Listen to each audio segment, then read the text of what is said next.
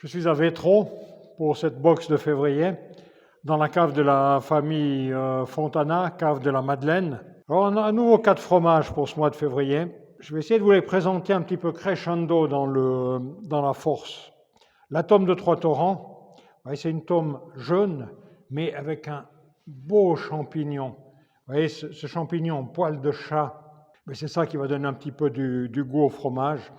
C'est un fromage où vous aurez un petit peu encore le lactique, encore le petit lait qui va ressortir, mais tout en finesse. Par contre, pour la tome de Trois-Torrents avec les champignons poil de chat, il ne faut pas déguster, il ne faut pas manger la croûte, ce n'est pas du tout intéressant. Deuxième fromage, on reste en Valais, avec un fromage d'alpage, brebis de la Pierre. La Pierre se trouve en dessus de Champéry, à 1800-1900 mètres d'altitude. C'est un alpage assez particulier parce que l'hiver, cet alpage est complètement recouvert. Si on allait là-haut à Pot-de-Phoque pendant l'hiver, on ne le voit pas du tout. Et là-haut, ils fabriquent un fromage de brebis qui va aussi bien pour la raclette, mais en vieillissant, qui va bien pour manger à la main. Là, on aura de nouveau de la finesse et puis une belle longueur en bouche.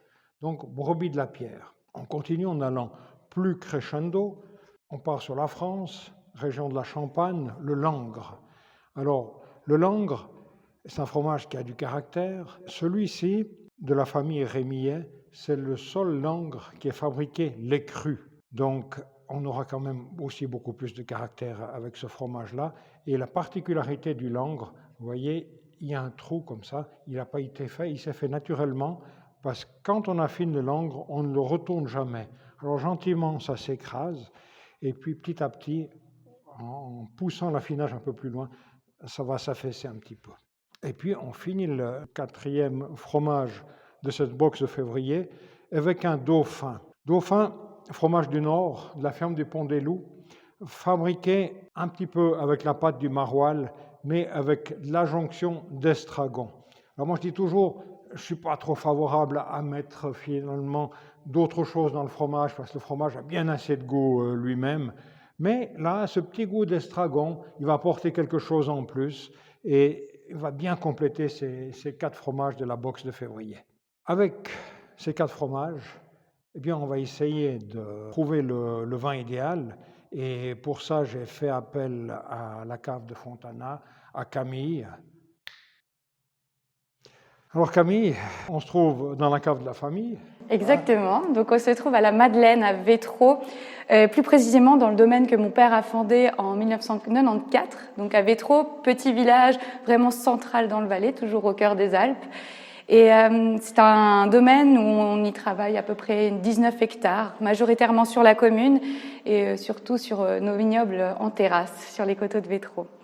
Donc c'est un domaine qui a, comme je l'ai dit, été fondé par mon père, André, et aujourd'hui, on est donc ces 2 filles, donc moi Camille, qui m'occupe plutôt de la vente et du marketing, on va dire, du domaine, et ma sœur Chloé, qui elle est œnologue, et nous avons rejoint le domaine, donc dans l'optique de le reprendre plus tard. Ça fait plaisir, hein. Entreprise familiale, papa et maman aussi qui s'occupaient du bureau, les 2 filles qui reprennent. C'est magnifique. Avec tout ce qu'implique le travail en famille, que ce soit dans les bons ou les mauvais côtés. Et donc, aujourd'hui, on va vous présenter plus précisément le Magdalena, qui est l'une de nos cuvées phares, on va dire. On a le Magdalena rouge, qui a été un assemblage rouge qui a vraiment fait aussi la notoriété de notre domaine. Et pour les 25 ans, justement, de la construction de notre cave, on avait décidé de créer un peu le même style de vin, mais plutôt cette fois-ci sur un assemblage blanc, toujours dans la même idée, 3 cépages, avec un élevage qui se situe, qui se fait juste derrière nous. Donc ici, on est vraiment au cœur de la production, on est dans notre chai, où on y trouvera justement tous nos fûts, de l'élevage justement du Magdalena blanc, et notamment aussi un élevage un petit peu plus particulier qui se fait dans ses œufs, donc ses œufs en béton dans ses amphores. Donc, pour parler vin en détail, je pense qu'on va appeler quelqu'un d'autre. Il faut qu'on passe à quelqu'un d'autre. Il faut que j'appelle Chloé. Alors Chloé, on va parler un petit peu vin et fromage. Hein. Oui. C'est on a 4 fromages qui sont bien différents. Et on a choisi ensemble de prendre le Magdalena blanc. Dis-nous déjà quelques mots sur le vin. Alors le Magdalena blanc, c'est un vin blanc qui est issu de 3 cépages autochtones valaisans. Le païen, la petite Arvine et la Migne sec, enfin tous les 3 cépages sont vinifiés secs et sont élevés entre 15 et 18 mois dans ces barriques juste derrière. On voit qu'il a une robe très intense, jaune très intense, or. Au nez, on est sur quelque chose de très ample, très puissant, avec des notes un peu... La rondeur, un peu pêche comme ça, mandarine qui ressort beaucoup, le côté toasté et grillé de la barrique. Et puis en bouche, on retrouve cette même aromatique. On a aussi cette amplitude, ce gras qui est donné par la barrique. On a des tanins présents, mais qui surpassent pas le cépage. Et puis vraiment, on est sur un vin de garde avec une belle complexité. Quand je dis, il y a beaucoup de force dans ce vin. Et j'ai longuement hésité en disant peut-être qu'il y a trop de force et tout ça.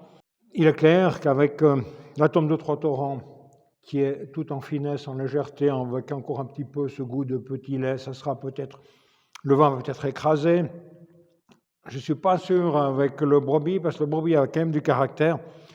S'il fallait choisir un des 4, peut-être qu'on va déguster ensemble, c'est peut-être le Langres, qui a tellement de force, qui certainement va peut-être être le meilleur mariage des 4. C'est crémeux. Ouais, il y a ce côté crémeux, il y a ce côté fort que le Magdalena va peut-être venir... Tu as vu, il y a la force. Alors, je pense que ça contrebalance bien, parce qu'il y a cette rondeur de tanin dans le... Tu as vu la puissance. Le Magdalena rentrant en bouche, il prend le dessus. Et puis maintenant, quand tu as avalé tout ça, tu ne sais plus si c'est le Langres qui ressort ou si c'est le vin qui ressort. Ça, c'est bien. Je crois que là, on a bien choisi. Donc, quand vous allez faire vos dégustations vin et fromage, à mon avis, ce qui va arriver, c'est qu'avec le Langres, vous allez dire, ça me plaît beaucoup, c'est là qu'il y a le meilleur équilibre. Peut-être qu'il y a un petit peu moins que les 2 premiers. Et puis avec le Dauphin, l'Estragon, qui est quand même un fromage de caractère, on aura aussi le même phénomène où on aura un bel équilibre entre vin et fromage.